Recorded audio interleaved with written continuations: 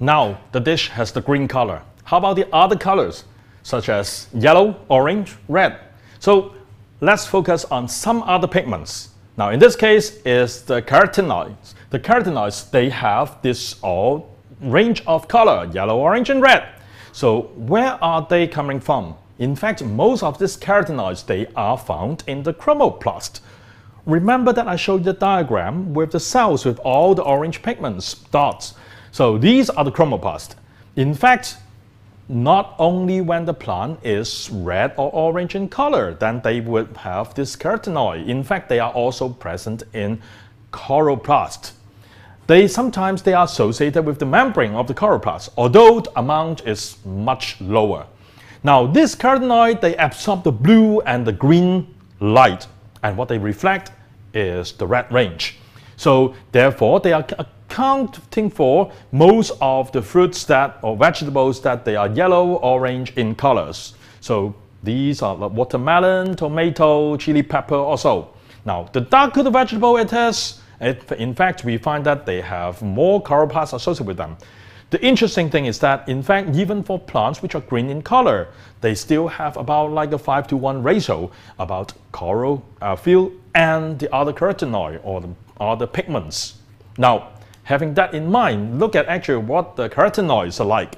So in fact, if you remember the structure of the chlorophyll has a very long tail with this porphyrin, where the magnesium is located.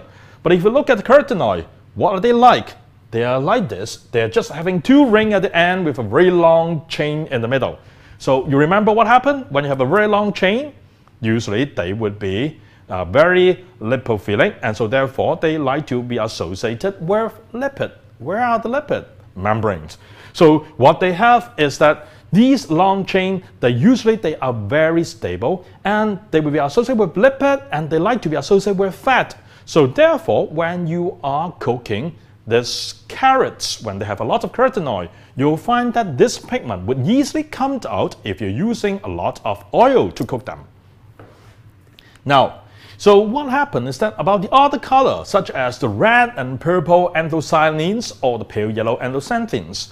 So these, in fact, they can be found in fruits which are red-purple in color, such as the berries or the apples or so. And sometimes for this particular anthocyanin, they can be found in potatoes, onions, this light yellow color. Now, what are they like? They are like this. So, and essentially it gives rise to all these fruits of this particular color range. Okay? Now, the funny thing about it is that anthocyanin and anthocyanin, they are usually not in the chloroplast. They are not in the chromoplast. Where are they? They are located in the vacuole. So what I mean is that when these cells, you simply break them.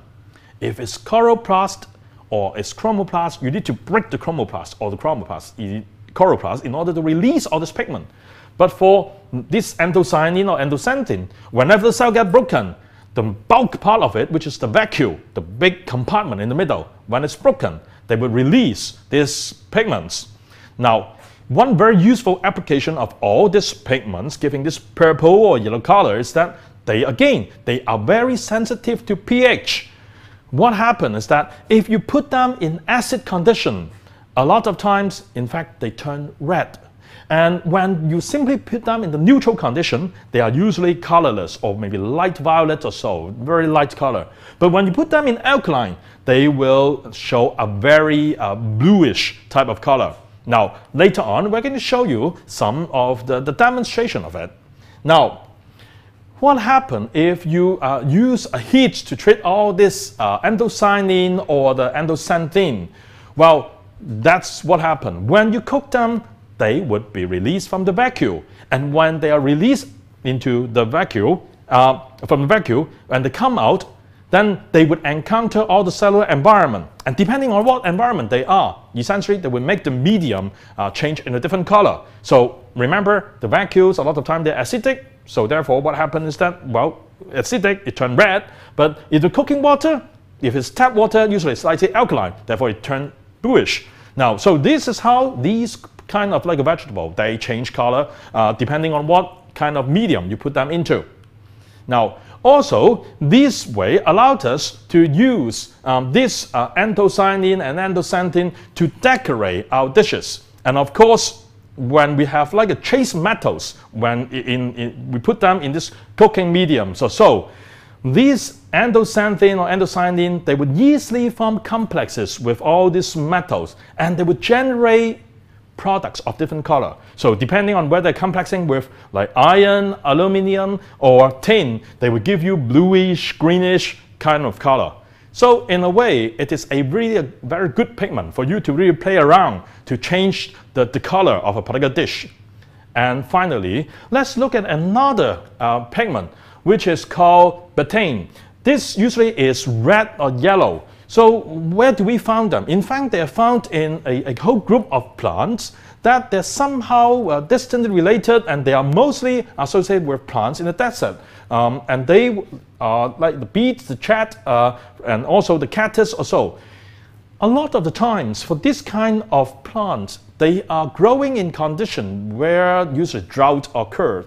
And so therefore, in order to survive, they devise a system to try to maintain the amount of water in them. So this kind of betaine as a pigment, in fact, it is a very good so-called organic osmolytes. That means they are going to retain water very well. And so when they retain water, they become very gluey like syrup, and they're very sticky. And so they are also generating color. And with all this, you may find that people also use them to make drinks so that the drinks would turn into red in color. Now, so right now what I've covered is that from green, we have yellow, we have red, we have orange. Now we go into blue and purple. So basically it's a full range, it's like a rainbow. So that's how you can introduce color into your dish.